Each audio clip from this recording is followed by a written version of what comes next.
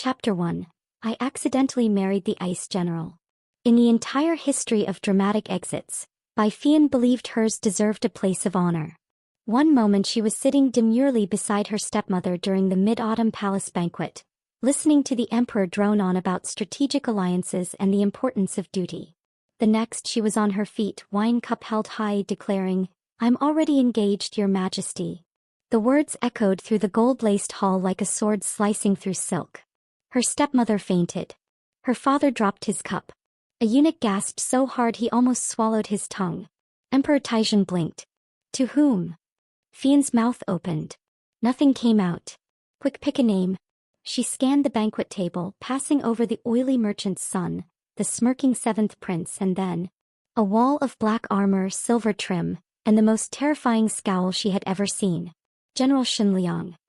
Him, she said, praying for divine lightning to strike her down. Gasps erupted anew. Shen Liang, commander of the Imperial Northern Army, known as the Ice General for his merciless tactics and complete emotional detachment, was staring at her like she had personally insulted his ancestors. The emperor looked between them. General Shen. Is this true? Shen Liang rose, stiff and slow. No. Feiyan laughed nervously. Yes. I mean, it was meant to be a secret until the appropriate time. We're just so, she wobbled her hand vaguely, passionately reserved. Shen Liang's jaw ticked. I have never met this woman. Absence makes the heart grow fonder, she chirped. A tense silence fell. The emperor studied Feiyan, then Shen Liang. You are both unmarried, he finally said. You seem spirited. He needs spirit. Good. The engagement is approved. Feiyan's soul left her body. Shen Liang looked like he had been ordered to eat a live snake. By morning the imperial edict was sealed. By afternoon Feiyan's belongings were packed. By sunset she was delivered, like a problematic parcel, to the gates of General Shen's estate. The guards stared in horror as she waved cheerily. I'm your mistress now, she said brightly. Do I get a horse? I've always wanted a white one. When Shen Liang arrived, his expression could have frozen boiling tea. You will stay in the West Wing, he said. We will not share meals, quarters, or conversation. Feiyan smiled sweetly. So shy. Don't worry, husband, I'll warm you up. He turned and walked away. Feiyan placed her hands on her hips and surveyed the courtyard. Challenge accepted. Chapter 2. Husband Training Step 1. The West Wing of General Shen Liang's estate was charming in the way a prison might be, cold, clean, and absolutely joyless. Feiyan stood in the middle of her new quarters, hands on hips. This place has the personality of a salted radish. A maid scurried past, bowed, and fled without a word. Excellent, Feiyan muttered. They're all afraid of me. Or him. Probably both. Feiyan spent her first morning reorganizing everything. She opened all the windows to let in sunlight, moved the tea table to face the garden, and swapped out the gray curtains for a cheerful pink silk she smuggled in from her dowry. Then she marched into the main hall with purpose.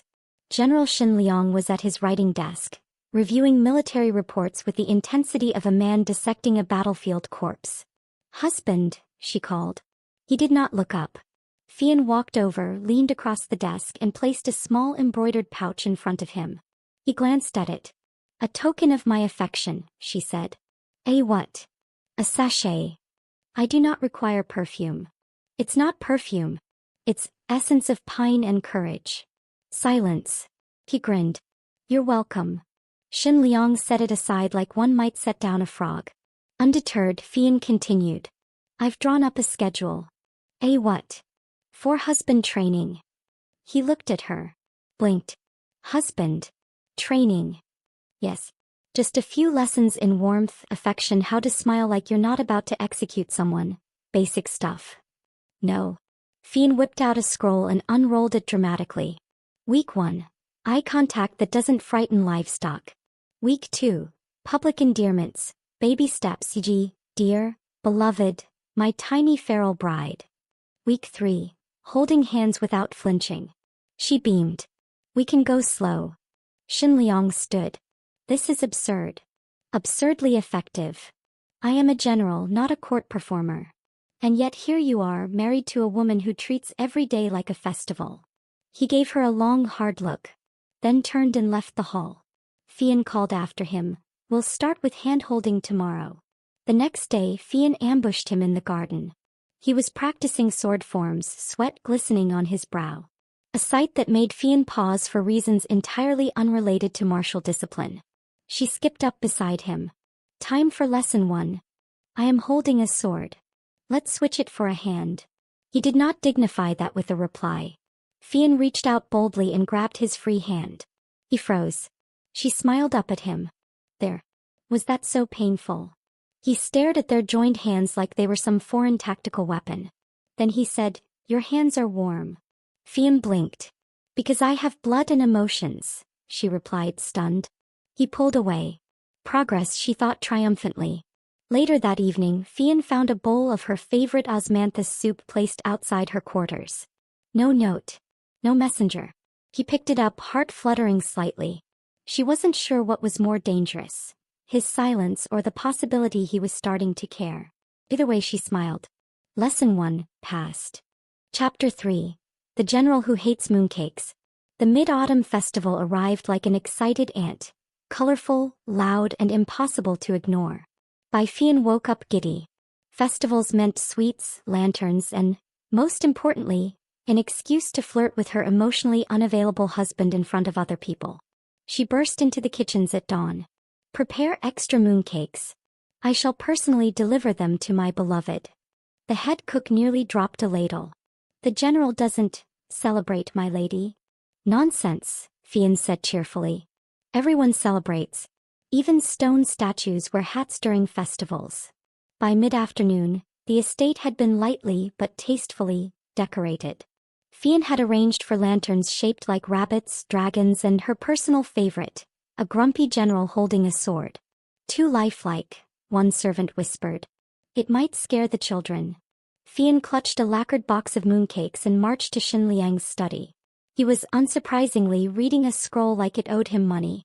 "Husband," she called. "I bring sweets."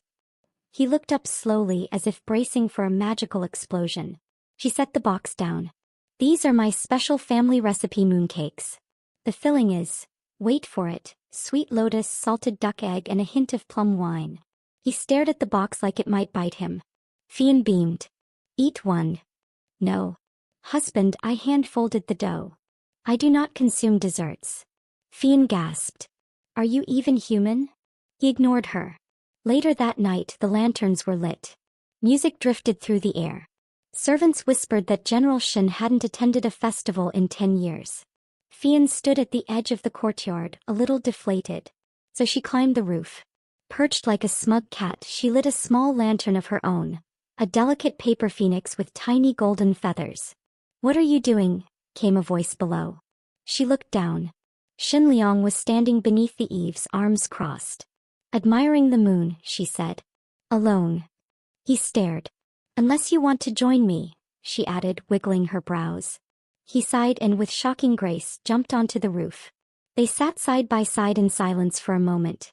"I had mooncakes once," he said suddenly. "As a boy. I was sick for 2 days after." Feiyan blinked. "So you do have childhood trauma involving pastries." He gave her a long, withering look. She leaned in, grinning. "I shall make it my life's mission to heal this wound." Pause. Then, softly, he said, "One bite." Feiyan gasped. "Truly? Just one?" She retrieved a small mooncake from her sleeve, prepared just in case, and held it out. He took a bite. Chewed. Swallowed.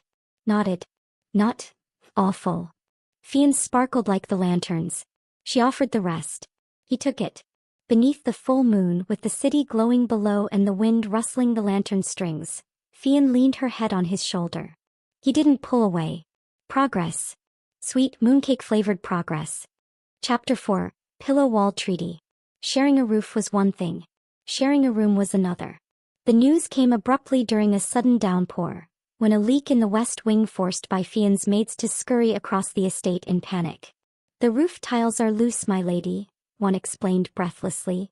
"The rain has soaked your entire bedding." Feiyan blinked. "You mean to say I can't sleep in my room tonight?" "No, my lady." Feiyan turned, dramatically slow, to face the steward. So where, pray tell, should I rest my delicate marriage-blessed self? The steward flinched. The master's chambers are dry.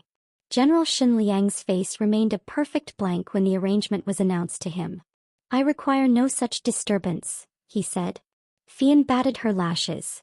But husband, we're married. Think of this as a chance to bond. I will sleep on the floor. She gasped. Insolent.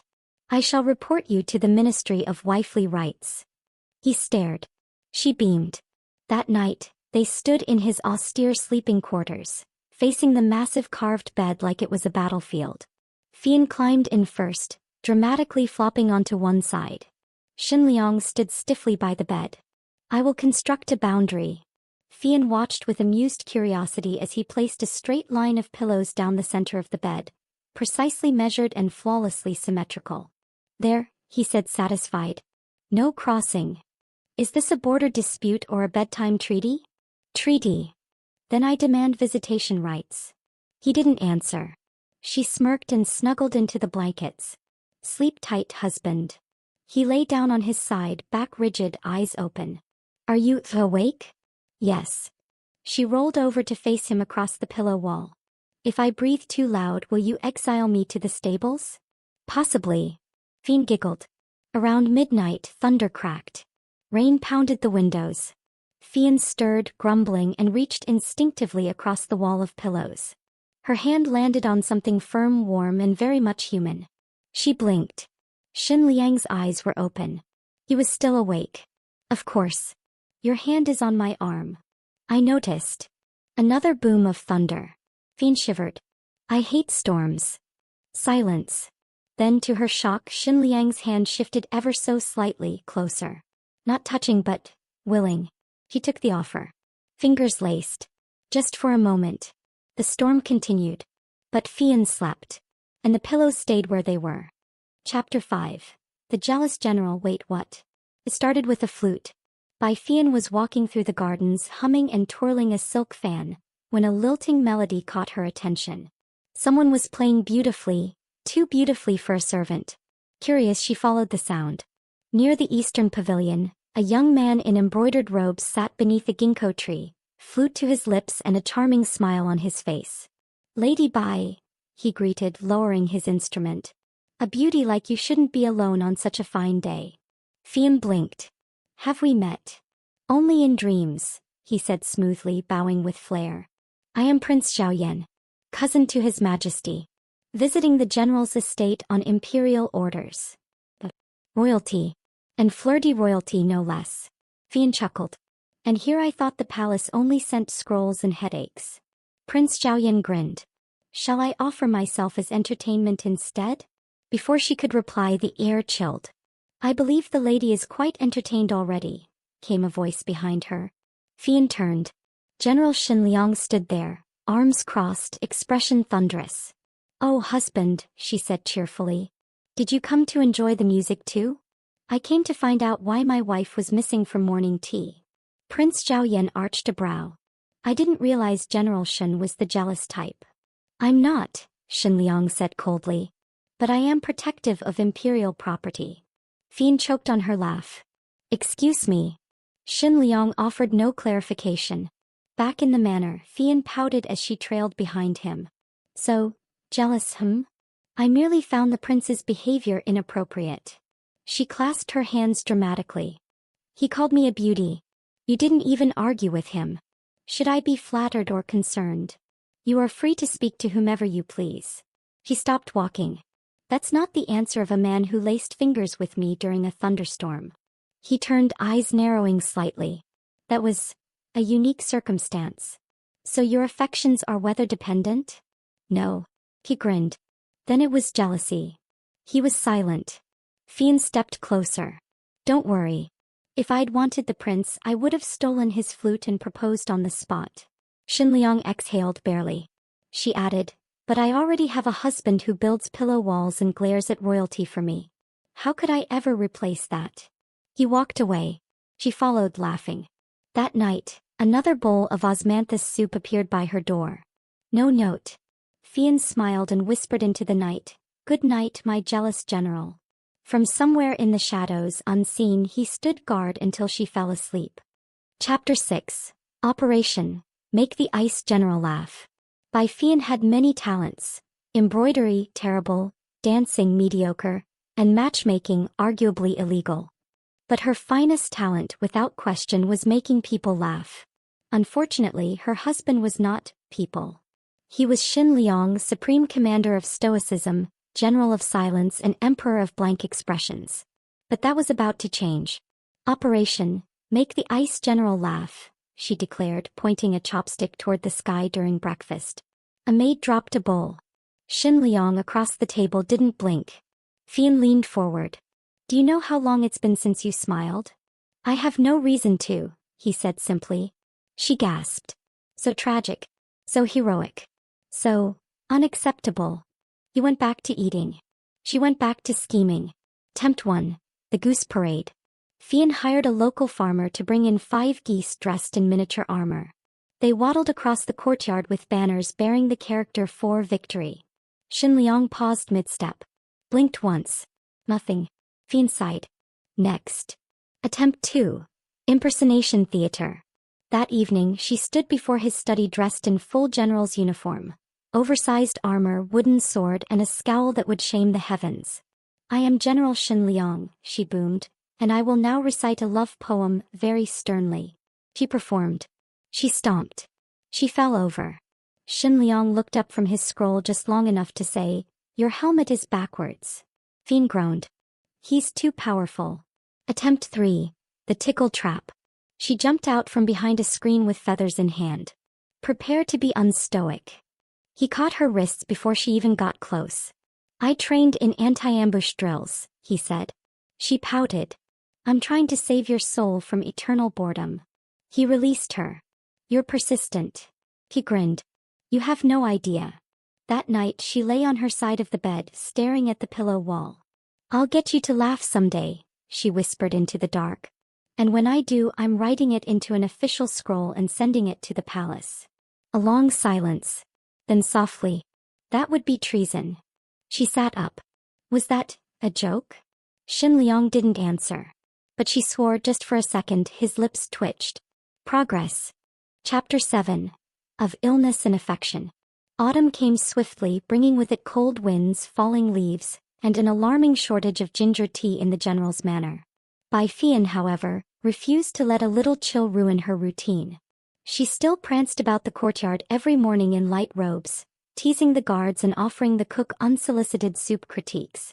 Until one morning she didn't. Shen Liang was reviewing battle reports when a maid burst into his study. Bai Lord. Lady Bai. She's taken ill. His brush snapped in half. Feiyan lay bundled in bed, cheeks flushed, sweat beading at her brow. Just a cold, she croaked as he entered. You have a fever. I'm practicing for my role in the next household drama. He ignored her sarcasm and ordered the servants out. I'm fine, she muttered as he placed a cool cloth on her forehead. Probably. He dipped a spoon into a bowl of medicinal soup and held it to her lips. Am I hallucinating? She asked. You're feeding me. Drink. She obeyed, blinking up at him. You look worried. Are you worried?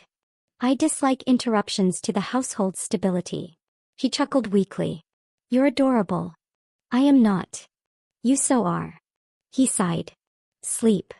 For 3 days he personally monitored her meals, temperature, and every complaint she made, real or exaggerated. On the 4th morning, Feiyan woke to find him asleep in a chair beside her bed, arms crossed, head tilted slightly. Her heart squeezed in a most inconvenient way. She sat up and placed a hand on his arm. Husband. He stirred. How do you feel? Better. Good. Pause. I had the strangest dream, she said. You were holding my hand and whispering sweet nothings. That wasn't a dream. She blinked. Then grinned. You like me. I tolerate you. You hovered. You tucked me in. You even made me soup. I did no such. You made me soup, General Shen. He stood. You're clearly recovered. She flopped back into the pillows, smirking. Next time I get sick, I expect cuddles. His retreating back paused for a fraction of a second before he left the room.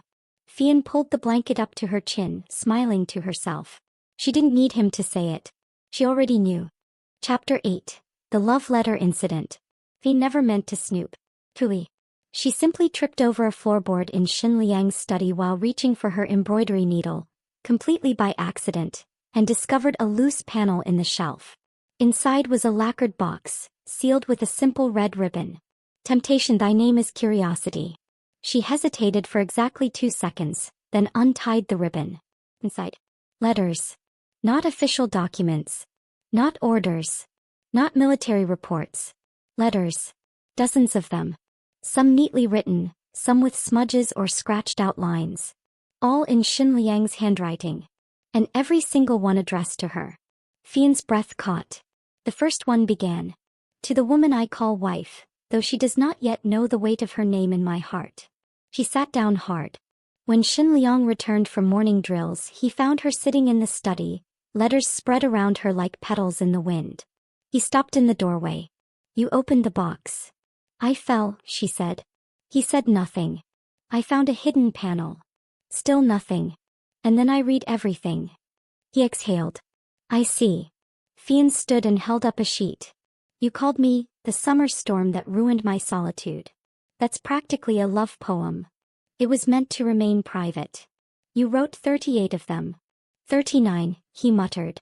Feiyan stepped closer. You love me. I didn't say that. You didn't need to. Silence stretched between them. Then, daringly, she placed her hands on his chest. Do you still write them? Yes.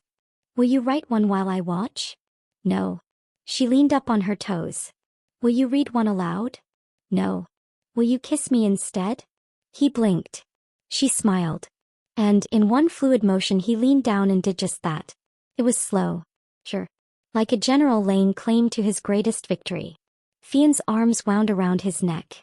You're very good at that. I had practice, he murmured. With who? She asked, mock-offended. He smirked. In theory. She laughed.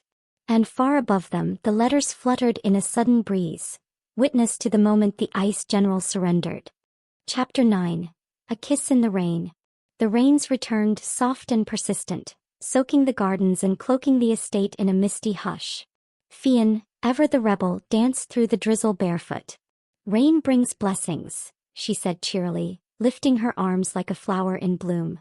Shen Liang stood beneath the eaves, arms crossed, watching her with an expression that might almost be fondness, if not for the furrow in his brow. You'll catch a cold. You'll catch a wife, she sang back, twirling. You already caught me, he muttered. What was that? Nothing. She grinned and twirled closer. Come here. No. Are you afraid? He stepped into the rain. Feiyan stopped short, eyes wide. Water slid down his hair over the planes of his face, turning the ice general into a dripping, dangerous dream. Tao what? He asked. She blinked. Tao I kiss you again. He didn't stop her. In the middle of the courtyard, under the soft patter of rain and the quiet rustle of leaves, they kissed again, deeper this time. A slow, soaked, soul-stirring kiss that made Feiyan forget every storm before this one. When they broke apart, she whispered, that one was better. He nodded, breath low. Agreed. They stood forehead to forehead, water dripping from their clothes, and for the first time Shen Liang didn't retreat. Feiyan sighed, content. You know, I never liked the rain.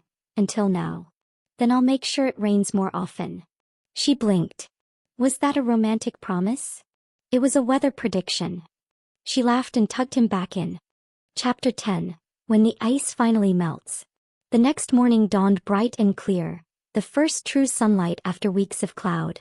Birds chirped, servants smiled, and Feiyan was already halfway through composing a song titled, Ode to a Rain-Soaked Kiss. But General Shen Liang was nowhere to be found. She asked the steward. Then the guards. Then a passing pigeon. No one had seen him all morning. He left at dawn, the steward finally admitted. Something urgent at the southern outpost. Feiyan's shoulders slumped. And he didn't even say goodbye? A sealed letter was pressed into her hand. It was short. Wife. I'll return in 3 days. Don't reorganize the armory in my absence. She grinned despite herself. Too late. 3 days stretched into 4. then 5. Then 7. Feiyan tried to keep busy. She pranked the captain of the guard, accidentally released the Goose Brigade again, and wrote 2 entire chapters of a very spicy romance novella. But she missed him. Fiercely. So when the sound of hooves thundered through the gates late one night, she nearly tripped over her own skirts running out to meet him. He dismounted, soaked in dust and travel. "You're late," she said, breathless. There was a delay. Was it an assassin or your own stubborn pride? He dropped the reins and pulled her into his arms. Feiyan gasped as he kissed her, harder this time, like a man who'd spent every mile of the journey thinking about her smile. When they parted, she blinked up at him. "Welcome home, General." He brushed her cheek. "I missed my wife. You admit it so easily now." "I've stopped fighting." Feiyan smirked. "What if I like the fighting? Then I surrender, daily." They walked back into the manor hand in hand. And later that night there were no pillow walls. Only warmth. And laughter. And a man who, once frozen, had finally learned how to melt. Bonus chapter. The General's Birthday Surprise. By Feiyan was on a mission. A secret, stealthy, strategically chaotic mission. Shen Liang's birthday was coming up. Not that he had told anyone. Of course not. He was the sort of man who probably thought aging was classified information. So Feiyan naturally found out. "Your husband's birthday is tomorrow?" her maid whispered. Feiyan nodded. "It's going to be glorious. Do you have a plan?" "I always have a plan." This was not strictly true. But Feiyan's confidence made up for the lack of specifics. The next morning, Liang opened his eyes to find his entire room filled with paper cranes. Hundreds of them. Hanging from the ceiling, perched on shelves, even stacked neatly atop his sword rack. "Happy birthday!" Feiyan shouted, popping up from beneath the bed. "Surprise!" He stared at her. Then at the paper cranes. "I taught myself origami all week," she declared proudly. "Each crane has a wish inside." He picked one up. It said, "I hope you smile today." Another, "Kiss me again and I'll bake you more cakes." Maybe. A third, "I love you, you dense and beautiful warlord." His ears turned red. "I have also arranged entertainment," she said, clapping her hands. The door flew open and in waddled the Goose Brigade, in new, even shinier armor. Liang blinked. Involved the geese. They insisted. She stepped closer, holding something behind her back. He raised a brow. "What now?" She revealed a cake. A very lopsided cake with lumpy icing and 3 crooked candles. "It's hideous," he said. "It's from the heart." He took it gently. "You did all this?" "I adore you," she said, matter of fact. "You make me feel like a heroine in a romance scroll.